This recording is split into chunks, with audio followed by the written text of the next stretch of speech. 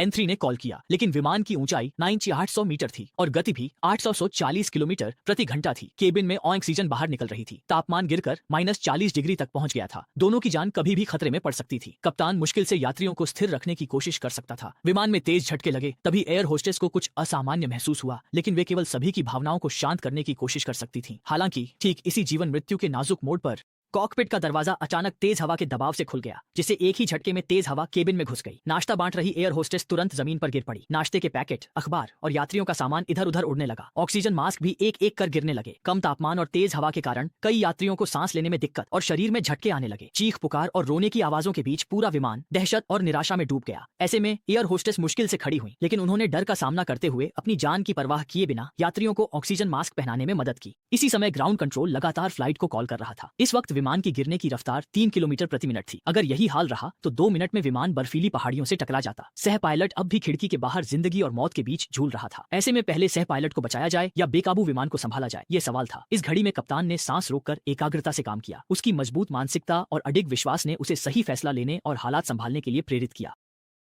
इसी दौरान जबरदस्त विपरीत जड़ता ने दूसरे पायलट को जोर से जमीन पर पटक दिया। इसके बाद वह तुरंत संघर्ष करते हुए कॉकपिट में चढ़ने की कोशिश करने लगा। कई यात्रियों और क्रू मेंबर्स की मदद से वह सफलतापूर्वक कॉकपिट तक पहुंच गया और तुरंत कॉकपिट का दरवाजा बंद कर दिया, जिससे केबिन के अंदर का दबाव आखिरकार स्थिर हो गया। लेकिन कप्तान और सह पायलट शाओ पहले ही गंभीर ऑक्सीजन की कमी से जूझ रहे थे। उनके चेहरे नीले पड़ गए थे और वे अचेतन अवस्था में थे। ये देखकर दूसरे पायलट ने तुरंत दोनों को ऑक्सीजन मास्क पहना दिए। इसके बाद उन्होंने 700 आपातकालीन सिग्नल भेजा। जब ग्राउंड कंट्रोल सेंटर को सूचना मिली तो उन्होंने तुरंत आपातकालीन उपाय शुरू किए। चेंगडू से ल्हासा की उड़ानों को तत्काल बंद कर रनवे खाली कर दिया गया, ताकि UH-633 फ्लाइट के मार्ग में कोई बाधा न हो। साथ ही तीसरे स्तर की आपातकालीन प्रतिक्रिया सक्रिय कर दी गई। पुलिस, चिकित्सा, अग्निशमन और सुरक्षा कर्मी तैयार हो गए और अपनी जगह तैनात हो गए। यहाँ तक कि फाइटर जेट्स भी भेजे गए, ताकि फ्लाइट रूट की हर तरफ से सुरक्षा हो सके। इसी दौरान अन्य विमानों ने भी UH-633 फ्लाइट को लगातार कॉल करना शुरू किया। सिचुआन 833, कृपया 4A8633 चेंगदू में उतरें। 8633 चेंगदू संपर्क में है, ऑनलाइन है। 8633।